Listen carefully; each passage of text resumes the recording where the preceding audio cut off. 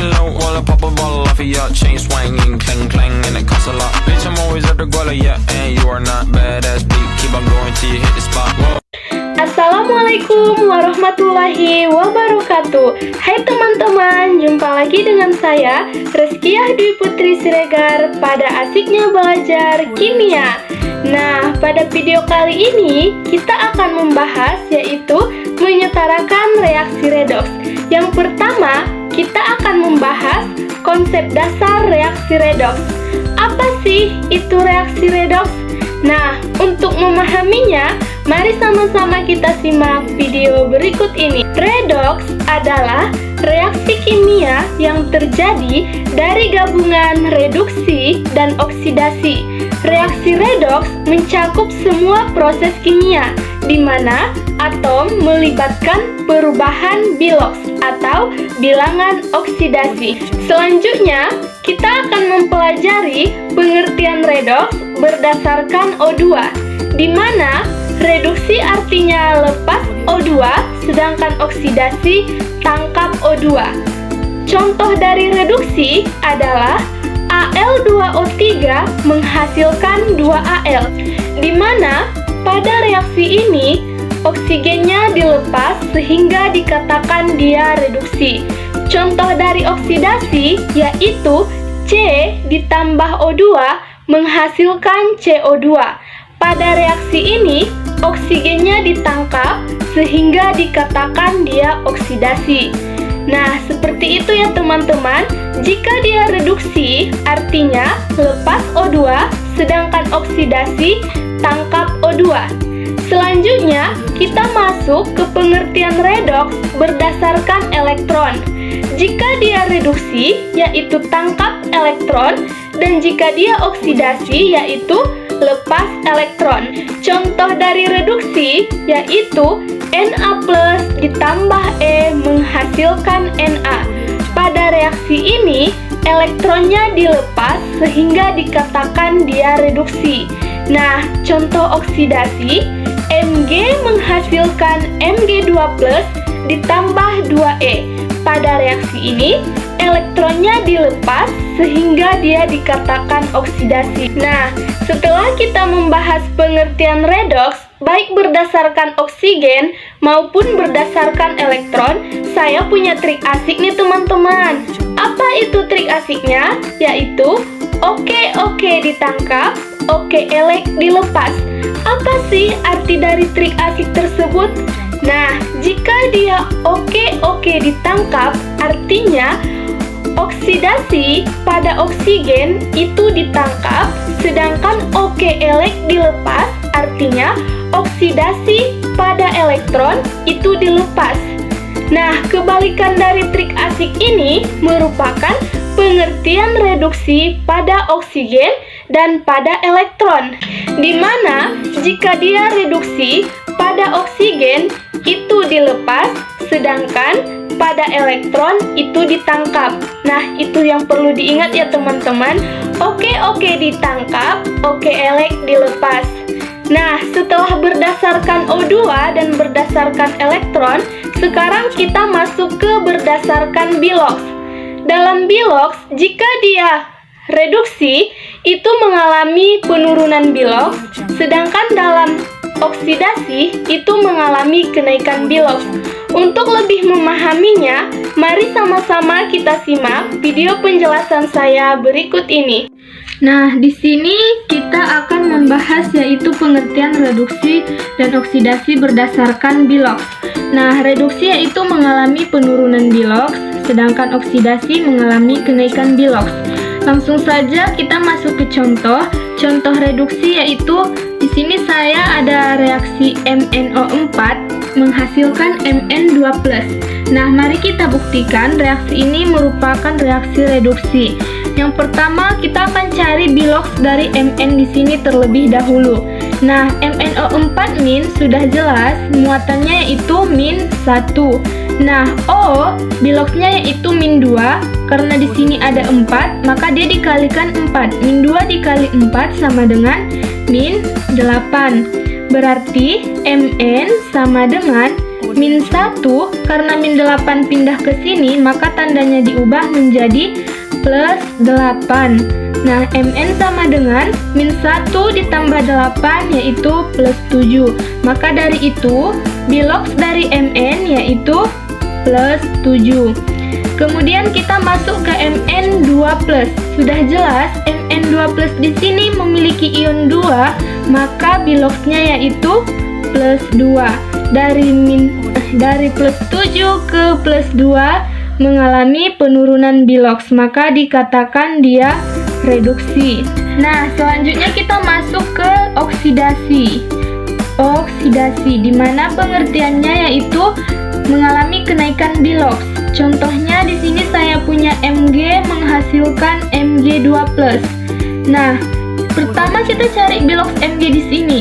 Ini tidak perlu dicari karena dia merupakan unsur bebas, maka dia memiliki bilox 0 atau tidak ada. Nah, kemudian Mg2+, dia di sini ada ionnya 2, maka dia menghasilkan bilox plus 2.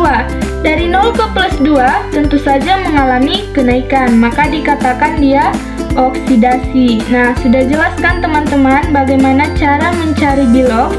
Jika dia mengalami penurunan bilox, maka dikatakan dia reduksi, dan jika biloxnya naik, maka dikatakan dia oksidasi. Nah, setelah kita mempelajari pengertian redoks, baik berdasarkan O2, berdasarkan elektron, dan berdasarkan bilox, ada 3 hal yang perlu diingat.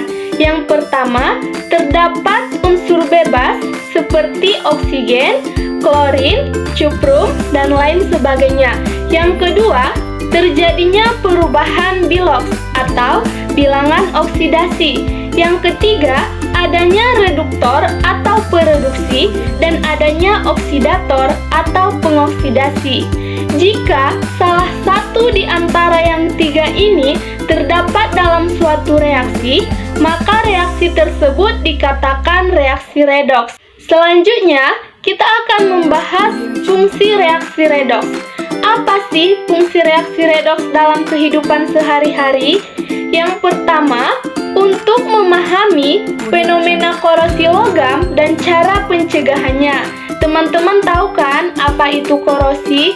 Korosi adalah terjadinya suatu perkaratan yang ditimbulkan karena adanya faktor cuaca, suhu, dan lain sebagainya. Yang kedua, penggunaan lumpur aktif untuk mengolah limbah. Yang ketiga, mengetahui reaksi fotosintesis.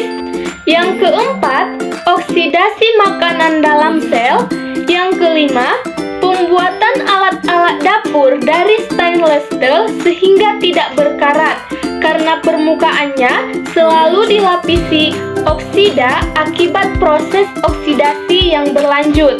Yang keenam, pembuatan asam sulfat dan pengolahan biji-biji logam untuk keperluan industri maupun industri pertambangan. Nah, itu dia ya teman-teman, fungsi reaksi redoks dalam kehidupan sehari-hari. Nah, selanjutnya kita akan membahas cara menentukan reaksi redoks. Nah, untuk lebih memahaminya, mari kita simak video penjelasan saya berikut ini. Baiklah, di sini saya akan menjelaskan yaitu cara menentukan reaksi redoks. Nah, di sini saya mempunyai reaksi yaitu Mg ditambah HCl menghasilkan MgCl2 ditambah H2. Nah, yang pertama kita harus menyetarakan reaksi terlebih dahulu. Nah, pada reaksi ini Mg di sebelah kiri 1, sedangkan di sebelah kanan 1. Nah, H di sebelah kiri ada 1, sedangkan di sebelah kanan ada 2. Cl di sebelah kiri ada 1, sedangkan di sebelah kanan ada 2. Maka dari itu, kita menambahkan di koefisien HCl yaitu sebanyak 2. Nah, teman-teman, ini sudah setara kan? Selanjutnya, kita pasangkan masing-masing unsur, di mana Mg di sebelah kiri kita pasangkan ke MgCl2 di sebelah kanan. Selanjutnya H di sebelah kiri kita pasangkan ke H2 yang ada di sebelah kanan. Setelah itu, setelah dapat pasangan masing-masing unsur, kita menghitung biloks. Nah, masih ingat kan teman-teman cara menghitung biloks? Yang pertama kita akan menghitung biloks dari Mg, di mana biloks dari Mg ini adalah 0. Kenapa dia 0? Karena Mg ini merupakan unsur bebas. Diingat ya teman-teman, setiap unsur yang merupakan unsur bebas selalu memiliki biloks 0. Selanjutnya kita akan menghitung biloks dari H. Nah, teman-teman masih ingat kan? Biloks dari H adalah positif 1. Selanjutnya MgCl2, di mana kita akan menghitung biloks dari Mg. Nah, dari senyawa ini bermuatan yaitu 0, sedangkan Cl memiliki biloks -1. Karena Cl-nya ada 2, maka dikali 2 sama dengan -2. Maka dari itu Mg sama dengan +2. Setelah Mg dapat, sekarang kita ke H2. H di sini merupakan unsur bebas, maka dia memiliki biloks 0. Nah, teman-teman sudah dapatkan biloks masing-masing unsur. Sekarang kita sudah bisa menentukan mana reaksi reduksi dan mana reaksi oksidasi. Nah, yang pertama dari 0 ke +2 naik apa turun? Naik kan teman-teman, maka dari itu dikatakan dia oksidasi. Selanjutnya dari +1 ke 0 naik apa turun? Nah, turun kan teman-teman, maka dikatakan dia reduksi. Nah, di sini sudah jelaskan teman-teman, dalam reaksi ini terdapat reaksi reduksi dan terdapat reaksi oksidasi. Maka dikatakan reaksi ini adalah reaksi redoks. Karena dikatakan redoks jika dia mengalami reaksi reduksi dan mengalami reaksi oksidasi. Nah, pada reaksi ini Mg merupakan reaksi oksidasi. Dia ini bertindak sebagai apa teman-teman?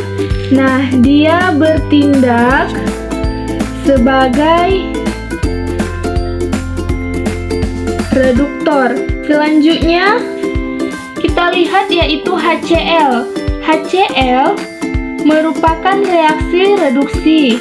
Nah, jika dia reaksi reduksi, maka dia bertindak sebagai oksidator. Nah, teman-teman sudah jelaskan dari reaksi ini kita sudah mengetahui di mana reaksi oksidasi dan di mana reaksi reduksi.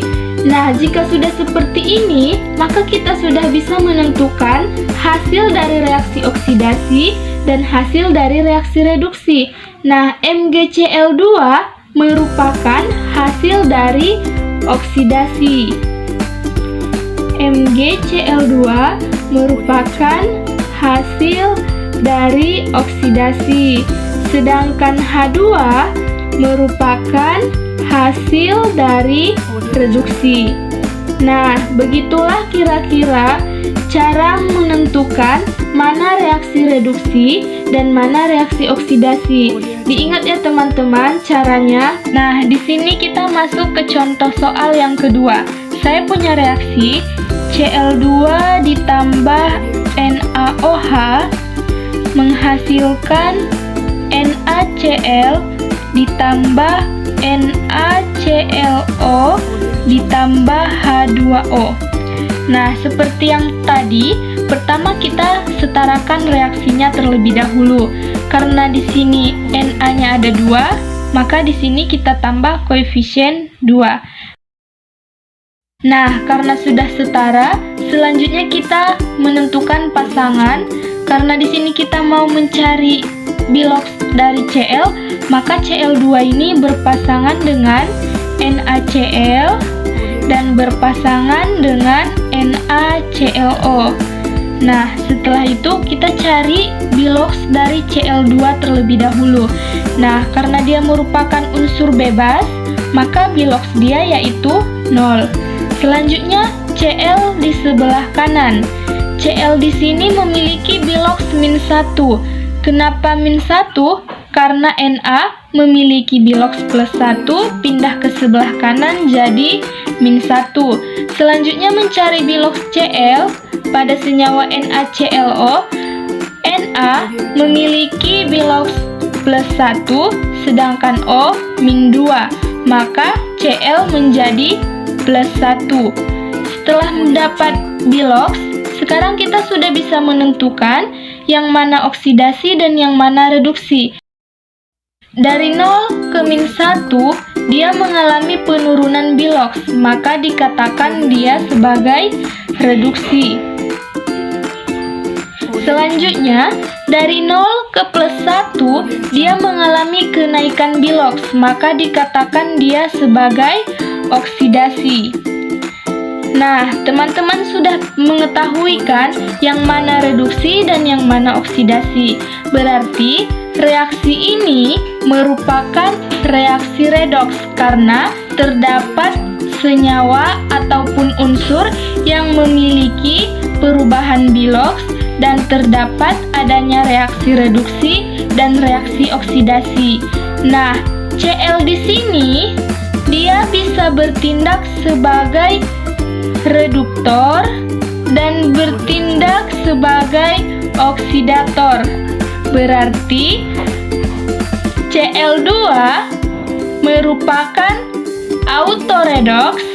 Apa itu autoredoks? Yaitu suatu unsur yang bisa bertindak sebagai reduktor dan bisa bertindak sebagai oksidator.